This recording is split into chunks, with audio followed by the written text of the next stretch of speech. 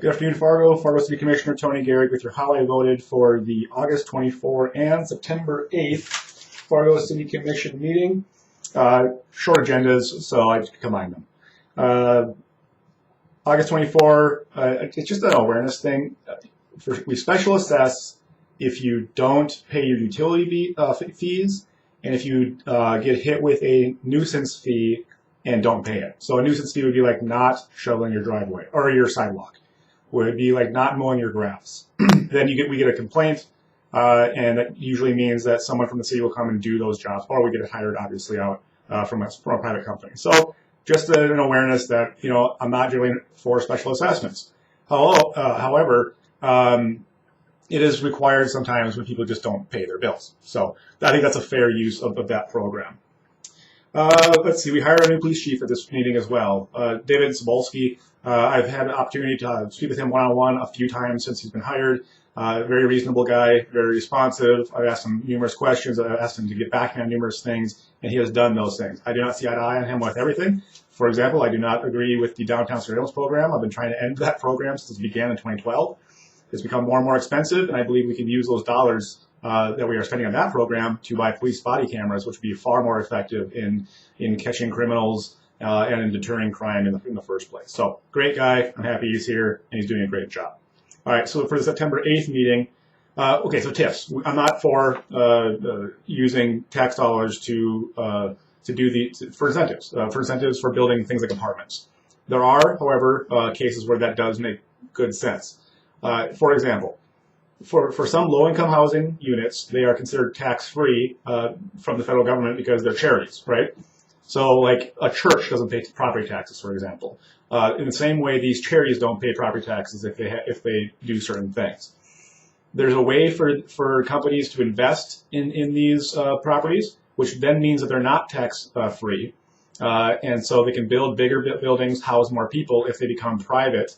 And private dollars from like banks or anyone else trying to shelter their tax dollars a little bit, invest in these properties. So our options are to have a smaller unit, a smaller complex that is tax deductible anyway, tax-free anyway, or we can give a TIF, which just means they basically don't pay taxes, and they have a bigger unit on there.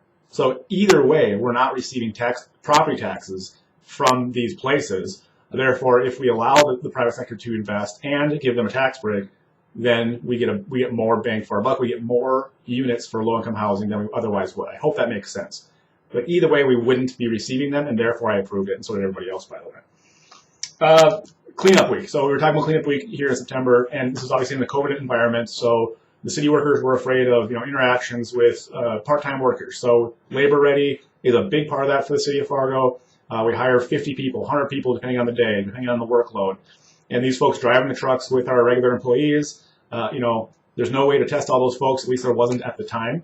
And it would be a massive undertaking to do that. So the initial thought going into this was, well, we'll just cancel cleanup week.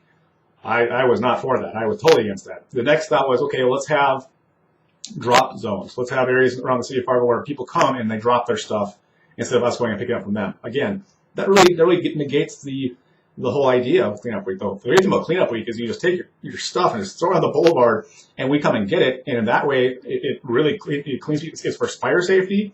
It's for cleanliness of our town. It helps all around. It's a really good deal for everybody.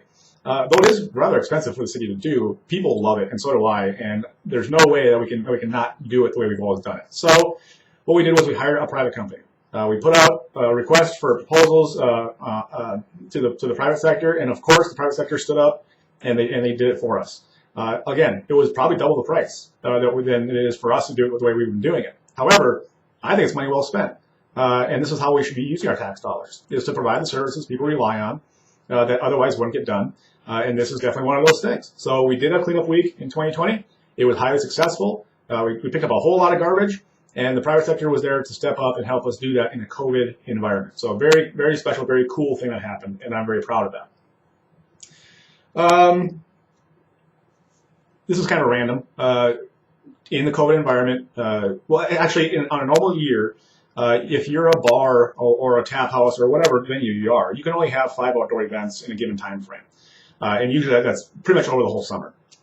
Well, with the lack of performance and with the lack of availability and things like that, and places being shut down, being outside's better. And so that law, that 5 per summer type of law, is really arbitrary. Why not allow people to have outdoor events whenever they want? Unless there's some sort of complaint going on and it's too loud in a neighborhood or something like that, I get that. But arbitrarily saying you only have 5, that's it. I think that was kind of an outdated law anyway. So what we did was, in the COVID environment, we got rid of that, and you could have the outdoor events just to sustain business, to sustain performers, to sustain bars and restaurants, to be able to capitalize on that and have more events outside where it's safer than to have people inside of bars and restaurants, things like that. You have limited capacity anyway. So it was a good thing. I think moving forward, we should just can the whole arbitrary number of 5 anyway. And I hope that if nothing else of this COVID thing comes out of it, I think we've identified a lot of really arbitrary laws that are holding back the private sector, and they're not really helping anybody. They're not keeping people safer. They're not not really doing anything other than limiting the ability of these places to make a living. So that was what was happening on the August 24 and on September 8th Fargo City Commission meetings. If you have questions, my phone number is on the website. Email me, call me, text, whatever, Facebook, Twitter, Parler, and I'll get back to you. And keep watching how we're spending your tax dollars. Thank you.